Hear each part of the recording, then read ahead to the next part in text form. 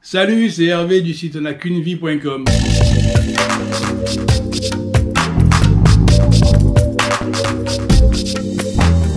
Après Ayutthaya, on a pris le train de nuit pour aller à Chiang Mai, qui a été une expérience assez sympa. C'était d'ailleurs le nouveau train, parce que avant il y en avait un qui était beaucoup plus vétuste, et on a pris le tout nouveau qui venait de sortir, qui venait d'être mis en circulation depuis peu. Et si vous le prenez, pensez à prendre un pull ou quelque chose parce que c'est ultra climatisé et c'est en contraste avec la température extérieure, c'est le meilleur moyen de choper la crève.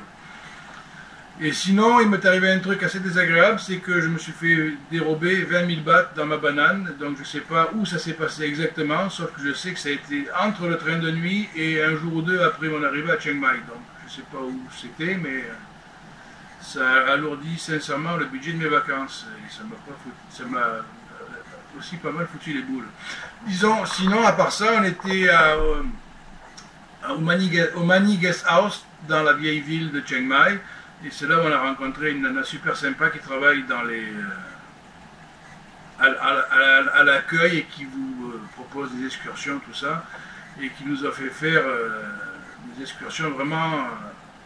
à des prix dérisoires, et on a fait tout autour de Chiang Mai,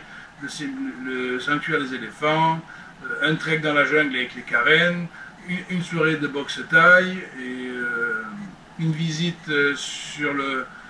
la rivière qui traverse Chiang Mai et qu'on est remonté jusqu'au palais de la sœur du roi. Enfin, je ne sais plus exactement du nom, mais enfin, moi ça m'a beaucoup plu. Chiang Mai, c'est d'ailleurs pour cette raison-là que c'est d'ailleurs en visitant cette ville-là que j'ai décidé déjà de revenir m'installer en Thaïlande pendant quelques temps, voire y habiter, parce que y être en tant que touriste c'est une chose, mais y habiter c'est autre chose. Donc pour l'instant, je ne sais pas ce que ça va donner, mais je retourne m'installer pour un an à Chiang Mai, justement, parce que j'ai rencontré cette personne-là qui travaille à l'hôtel de Mani Guest House, et j'ai adoré Chiang Mai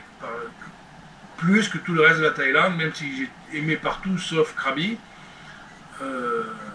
C'est là où je me suis senti le mieux, c'est-à-dire c'est le moins touristique de l'endroit où j'ai été. C'est une grande ville, c'est la deuxième ville de Thaïlande, mais sans être la cohue et la folie furieuse de Bangkok. Et il y a un aéroport international qui fait qu'on on peut aller très facilement dans tous les pays aux alentours pour pas grand chose et puis en très peu de temps.